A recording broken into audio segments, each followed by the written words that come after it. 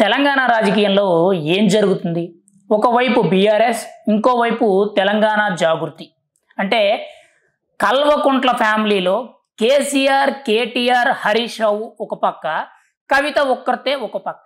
అయితే ఇప్పుడు ఇదంతా కూడా ఒక ఫ్యామిలీ డ్రామా అని చెప్పి చాలామంది ప్రజలైతే అభిప్రాయపడుతున్నారు.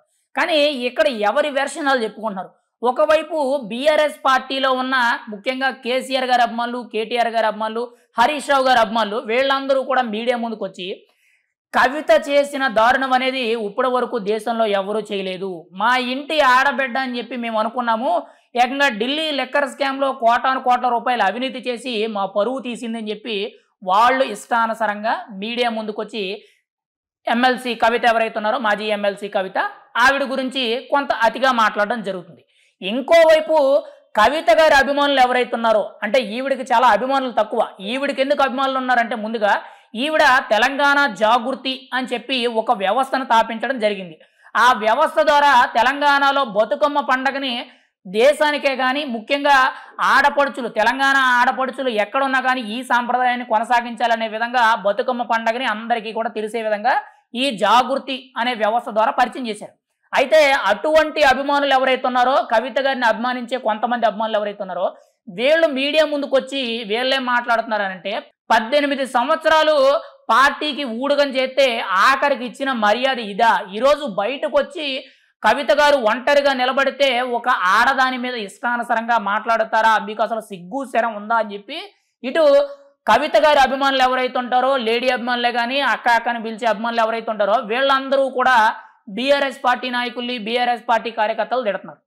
అసలు ఇక్కడ నిజంగా చెప్పాలంటే తెలంగాణ రాజకీయాల్లో ఏం జరుగుతుందో కూడా ఎవరికి అర్థం కావట్లా.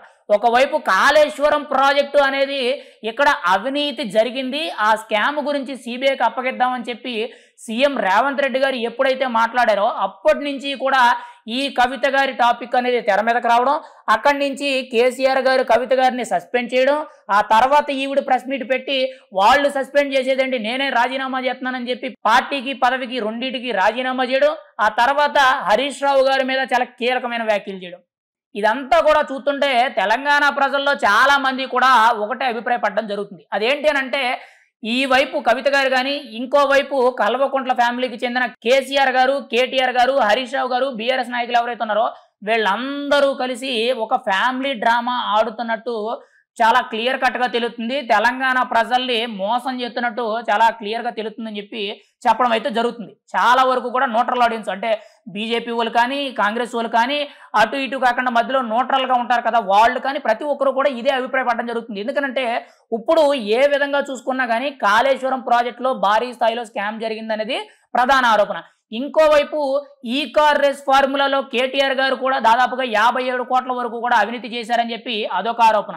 ఇంకోవైపు హరీష్ రావు గారు కూడా ఈ కాళేశ్వరం ప్రాజెక్టులో ఉన్నారు, ఇంకా వేరే వేరే స్కాముల్లో కూడా ఉన్నారని చెప్పి అదొక ఆరోపణ. అయితే ఈ కేసులకు సంబంధించి ముఖ్యంగా వీటితో పాటు ఫోన్ ట్యాపింగ్ కేసులు ఏవైతే ఉన్నాయో వీటిల్లో నాన్ బెయిలబుల్ సెక్షన్సే కానీ ముఖ్యంగా వాళ్ళు అధికారికమైన పార్టీ రద్దు అవుతుంది, పార్టీలో ఉన్న సభ్యత్వాలు రద్దు అవుతాయి కాబట్టి వీళ్ళందరూ కూడా అంటే ఈ టీఆర్ఎస్ పార్టీని బీఆర్ఎస్ పార్టీగా ఎదిగించి ఈరోజు మళ్ళీ ఓటమికి గురయ్యారో అదే బీఆర్ఎస్ పార్టీ ఈరోజు పతనం వరకు వెళ్ళింది కాబట్టి ఇప్పుడు ఈ ఫ్యామిలీ డ్రామా ఆడి ఈ కవిత గారు తెలంగాణ జాగృతి అని ఏదైతే వ్యవస్థ ఉందో దాన్నే పార్టీ కింద కంటిన్యూ చేస్తున్నట్టు మనకైతే కొంత సమాచారం తెలుస్తుంది. కాబట్టి ముందుగానే ప్రీ ప్లాన్డ్గా కవిత గారిని ఇక్కడ తెలంగాణ జాగృతి తరపున మొత్తం తెలంగాణలో ఉన్న ఆడపడుచుల్లే కానీ మగవాళ్ళనే కానీ అందరినీ కూడా తెలంగాణ ప్రతి ఒక్కరిని కూడా నమ్మించి మళ్ళీ వాళ్ళని ప్రాంతీయవాదంగా ముఖ్యంగా తెలంగాణ వేరు ఆంధ్ర వేరు అని గతంలో ఏదైతే ఒక ఫార్ములా తీసుకొచ్చి ఈరోజు తెలంగాణ అనేది విడగొట్టుకొని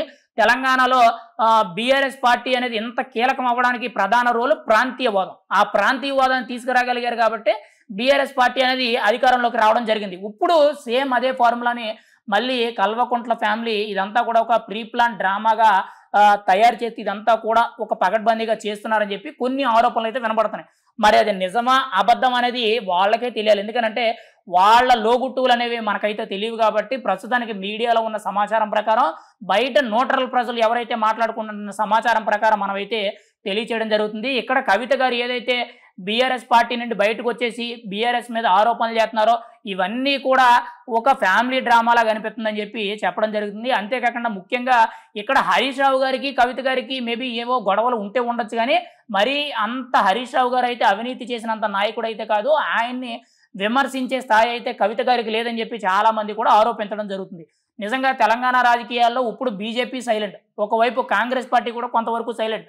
కేవలం కల్వకుంట్ల ఫ్యామిలీకి సంబంధించిన కేసీఆర్ గారు, కేటీఆర్ గారు, కవిత గారు, హరీష్ రావు గారు, ఈ బీఆర్ఎస్ పార్టీ నాయకులు అండ్ తెలంగాణ జాగృతికి సంబంధించిన నాయకులు ఎవరైతే ఉన్నారో వీళ్ళందరి చుట్టూ కూడా ఇదంతా కూడా నడుస్తుంది, తెలంగాణ రాజకీయం అంతా కూడా నడుస్తుందని చెప్పి మనం అయితే చాలా క్లియర్ కట్గా చెప్పొచ్చు. కానీ ఏం జరుగుతుంది అనేది ఎవరికి అర్థం కావట్లేదు. ఇక్కడ కవితకు సంబంధించిన అభిమానులందరూ కూడా బీఆర్ఎస్ మీద వ్యాఖ్యలు చేయడం జరుగుతుంది. బీఆర్ఎస్కి సంబంధించిన నాయకులు, కార్యకర్తలందరూ కూడా కవిత గారి మీద ఇష్టానుసారంగా వ్యాఖ్యలు చేయడం జరుగుతుంది. మధ్యలో ప్రజలు, ఇతర పార్టీలకు సంబంధించిన నాయకులందరూ కూడా ఏం చేయాలో తెలియక అయోమయంలో ఉన్నారని మనం అయితే చెప్పుకోవచ్చు. మరి ఈ ఫార్ములా అనేది, ఈ ఫ్యామిలీ డ్రామా అనేది ఎంతవరకు వెళ్తుంది?